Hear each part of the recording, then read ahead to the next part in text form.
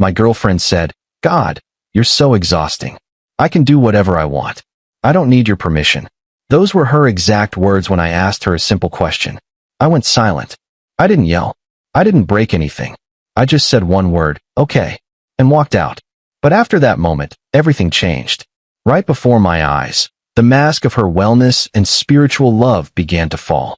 From that night on, my entire view of relationships, money, and the difference between supporting someone and funding your own betrayal completely changed. Hey legend, if you're new to the channel, subscribe to my channel and support me. Thank you. I'm 32, and I thought I had finally found someone who understood me. Her name was Maya, and when we met 2 years ago at a meditation retreat in upstate New York, she seemed like everything I'd been looking for. She talked about energy, boundaries, healthy communication. She had this whole Instagram aesthetic, yoga poses at sunrise, journal entries about self-love, posts about choosing yourself first. I fell for it. I fell for her. 6 months into dating, she moved into my apartment. I owned a 2-bedroom in Brooklyn that I'd been paying off for years. She was between places after leaving her ex, and I wanted to support her journey. That's what she called everything, a journey. Her healing journey. Her self-discovery journey. Her entrepreneurial journey, trying to launch a wellness coaching business that never quite launched. I covered rent. I covered groceries. I paid for the couple's retreats she insisted we needed. $1,500 for a weekend in the Catskills where we sat in circles and talked about our inner children. I did it because I loved her, and because she kept saying once her business took off, she'd contribute more. The night everything changed was a Thursday in September. I came home from work around 7. Maya was on the couch, scrolling through her phone, laughing at something.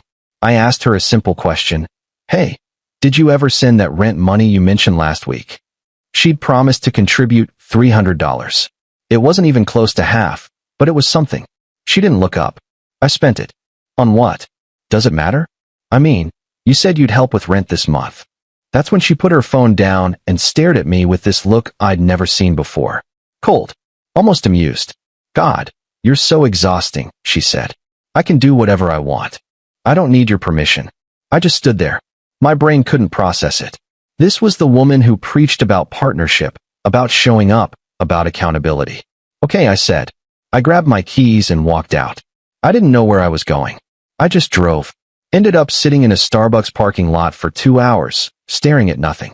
When I got back to the apartment around midnight, she was asleep. I slept on the couch. The next morning, she acted like nothing happened. Made herself a smoothie, posted a story about releasing toxic energy, and left for a yoga class.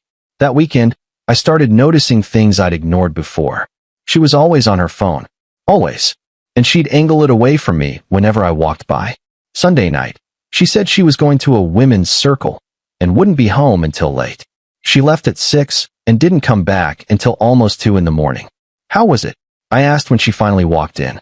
"Powerful," she said, and went straight to the bathroom. Update 1. I'm not proud of what I did next, but I stopped trusting her.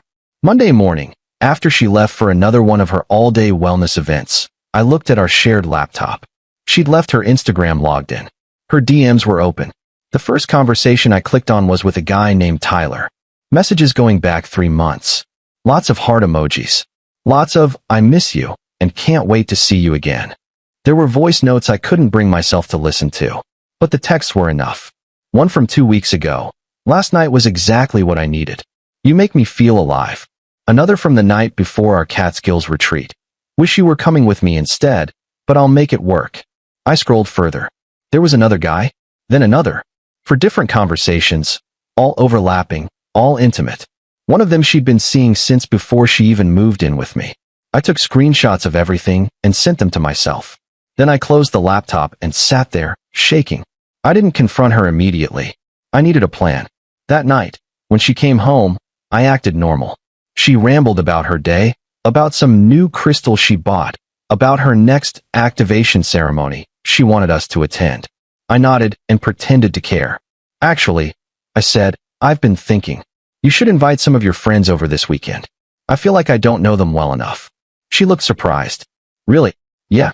Let's do a dinner thing. You can invite whoever you want." She smiled. "That's really sweet. I'll reach out to some people."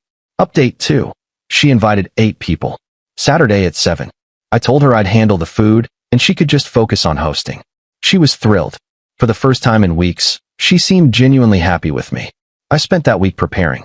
I printed out every screenshot, every message, every conversation. I organized them into a neat folder and made copies. Saturday came. Her friends started arriving. I recognized a few from her Instagram. Very wellness crowd, flowy clothes, tattoos, lots of talk about Mercury being in retrograde. Tyler showed up around 7:30. I recognized him immediately from his profile picture. He brought wine. He hugged Maya a little too long. I played the perfect host. Poured drinks. Made small talk. Maya kept glancing at me like she couldn't believe how great I was being. Around 8:30, everyone was sitting in the living room, laughing, eating appetizers. I stood up and cleared my throat. Hey, everyone. Thanks for coming.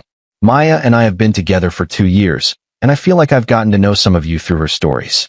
But there's something I want to share tonight. Maya looked confused. Babe, what are you doing? I pulled out the folder. I recently discovered that Maya has been seeing multiple people while living here. In my apartment. That I pay for. The room went silent. What the fuck? Maya stood up. Her face went white. Tyler, I said, looking directly at him. You've been texting her for 3 months. You told her 2 weeks ago that last night was exactly what I needed. Ring a bell. Tyler looked like he wanted to disappear into the couch. I started handing out printed screenshots to everyone in the room. There's also Marcus, James, and Declan. Some of you might know them. One of her friends, a woman named Simone, took the papers and started reading. Her jaw dropped. Maya, what is this? Maya grabbed for the folder. You went through my phone? You invaded my privacy. You're right, I said calmly. I did.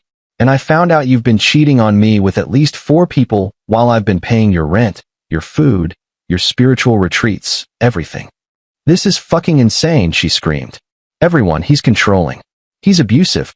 This is exactly why I needed space. But nobody moved to comfort her. They were all reading the messages. Tyler quietly stood up and left without saying a word.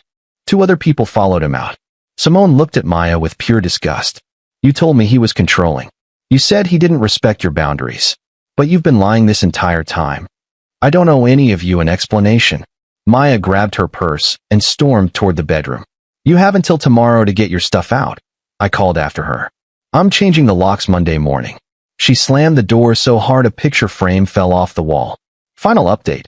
She left the next morning before I woke up. Took most of her things, but left a mess. Drawers open, hangers everywhere, half-empty bottles of expensive skincare products I'd bought her still in the bathroom. She sent me one text. You're a small, sad man. I hope you find peace. I didn't respond. By Monday, she'd deleted her Instagram. Her friends stopped following her. Apparently, Simone spread the story through their entire wellness community. I heard through a mutual acquaintance that Maya tried to spin it as me being financially abusive, but nobody bought it after seeing the screenshots. Tyler blocked her. So did the other guys once they realized she'd been juggling all of them. 2 months later, I ran into Simone at a coffee shop. She apologized for not seeing through Maya sooner. Told me Maya had moved back to her parents' place in New Jersey and was apparently taking a break from social media to heal. I just nodded. I didn't care anymore. I'm still in my apartment. I started therapy. Not because I'm broken, but because I wanted to understand why I ignored so many red flags. My therapist asked me what I learned, and I told her the truth. Some people are really good at performing love while taking everything you have. Edit 1. A lot of people have asked if I ever got the $300 back. No, and I don't care. Best money I ever lost. Edit 2. Tyler reached out a few weeks ago to apologize. Said he had no idea I existed. We got coffee. Decent guy, actually. He'd been manipulated too. We laughed about how she probably told him I was her toxic ex she was still living with temporarily.